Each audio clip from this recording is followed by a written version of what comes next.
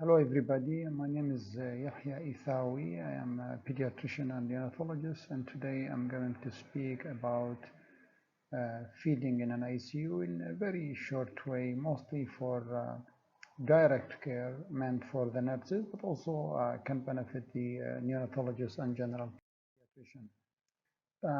So first I will start with definitions, some of common definitions. The first definition that I want to speak about is what we call minimal enteral feeding, MEF, or sometimes people call it trophic feeding.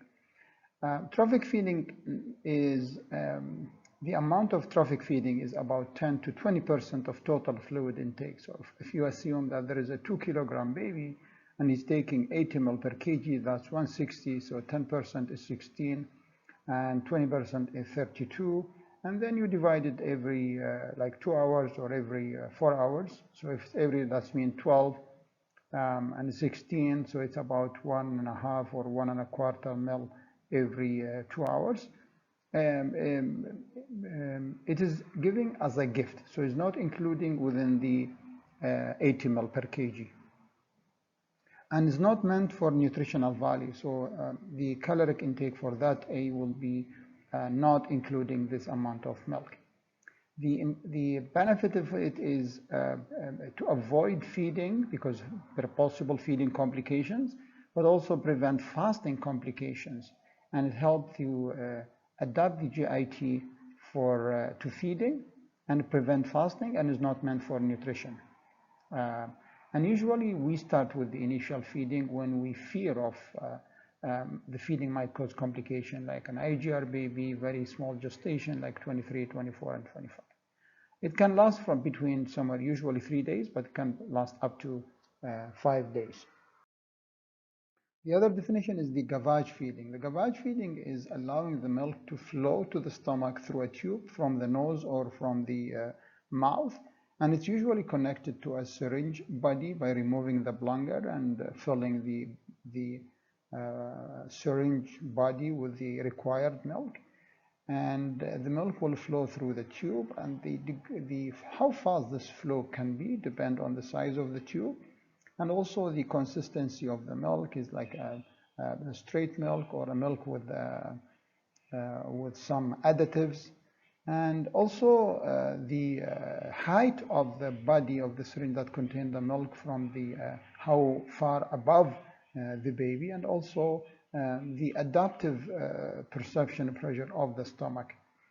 So the feeding can go fast and go slow, and to make it within appropriate time, then the caregiver should drop and should lower the body of the syringe that contains the milk as low as he or she can to make the feeding within appropriate time. The bolus feed, however, is giving the milk, whether by bottle or by gavage, within a short period of time.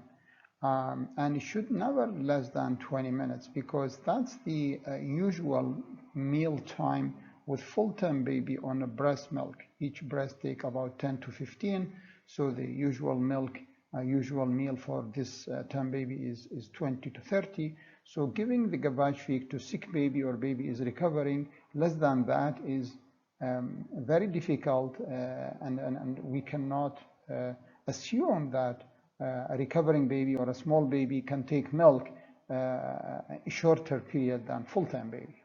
And this bolus feed can be given every 2 or 3 hours, so 20 minutes, and the rest are free for the baby to digest the milk.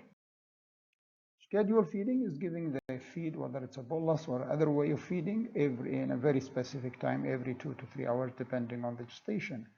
Intermittent continuous feeding, however, it's giving them longer than bolus feed, mean longer than 30 minutes, but shorter than continuous.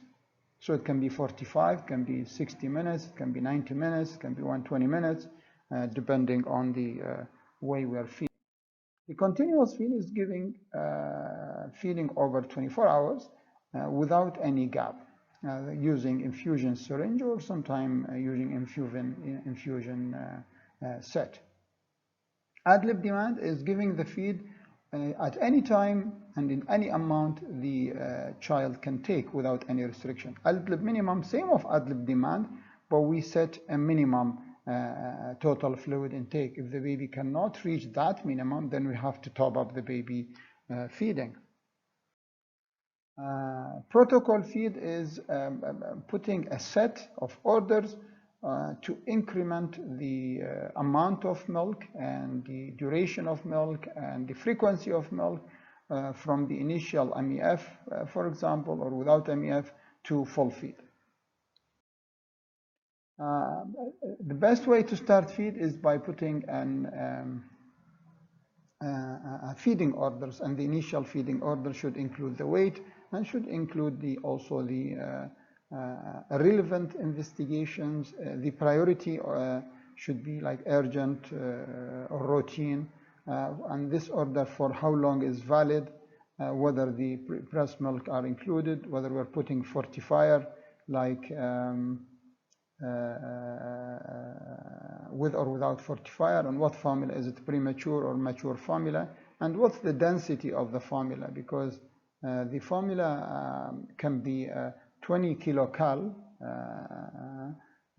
per ounce, and the ounce is 29.6, so it's about 0.68 kilocal per mil, and the other one is 22 kilocal, which is called sometimes discharge formula. We give it to the baby who is growing but going home after discharge, and so divided 22 by 29.6 mil, which is the ounce, it gives you about 0.71, and so on. Then we have 24, which is the premature formula given to baby who is premature and need to grow, and we have the hyperdensity or high osmolarity formula, which is around 27 kilocal.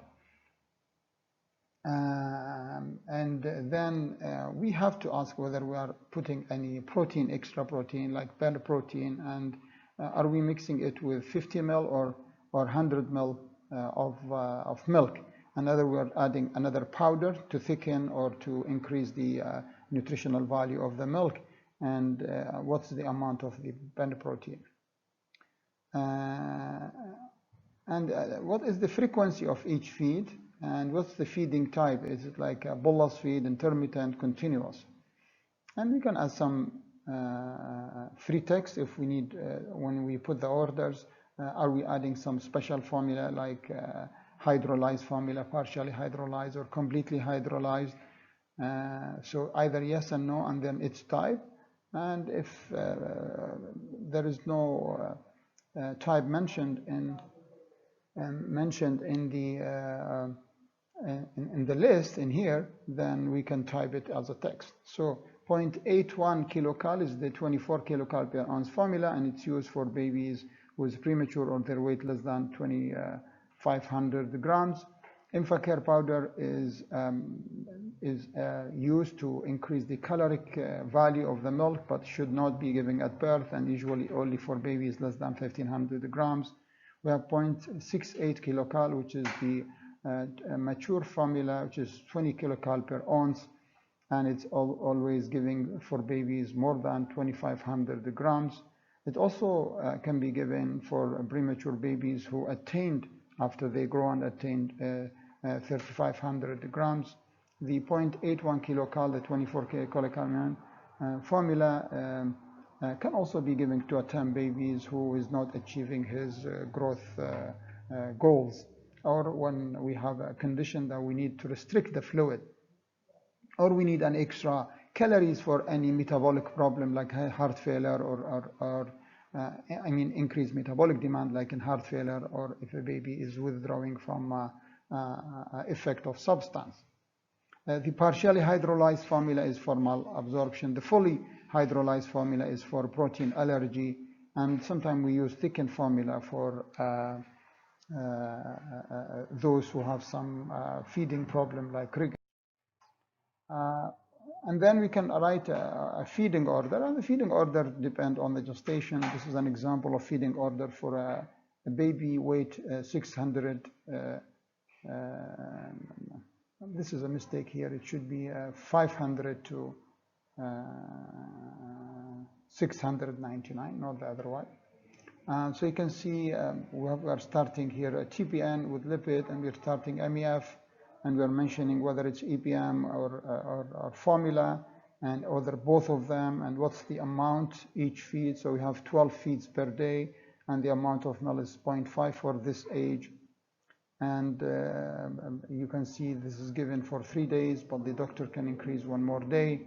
And then we start with protocol feed, so we increase it like every 6 feed by 0.5 until we reach to full feed. And there is time when we reach around this amount, we have to start fortifying we can add, we usually start fortifier 1 sachet for 50 ml, and we can add MCT if we need more energy, a protein if we need more protein. And at this point we DC the lipid, and then we increase the concentration in here of the human fortifier, and see we can DC the TPN when we reach about 70% of the feed. Here's the same way, but for weight is 600 to about 700, same, but I think the increment will be faster, otherwise order. We have a feeding order from 1,000 to 1.5. You can see that instead of going to 12 times, we're going, or 80 times, and also we're increasing, and also there is specific requirement regarding when we fortified and when we stop the lipid and the TPN. This is another for bigger weight. You can see we go faster, the volume is bigger, otherwise same way, but the increment is a little bit faster. This is another feeding protocol for babies between 2,000 and 2,500 grams. Also, you can see we're going only by 8 times per day. We're doing some vitamin supplement. You can see that there is no TPN. And finally, how we monitor the feeding and complication of the feeding. This is also another example of a sheet to monitor the complication of feeding with the presence of vomiting or no, and what type of the vomitus, when the baby is stooling with each feed, whether there is blood in the vomitus, whether there is blood in the stool, if there is abdominal distension, if there is distension, what's the girth, are we checking the tube placement with each feed or every few feeding times, if there is a residuals, and what the color of the residual, is it digested, is it not digested. If any comment, any action can be put here.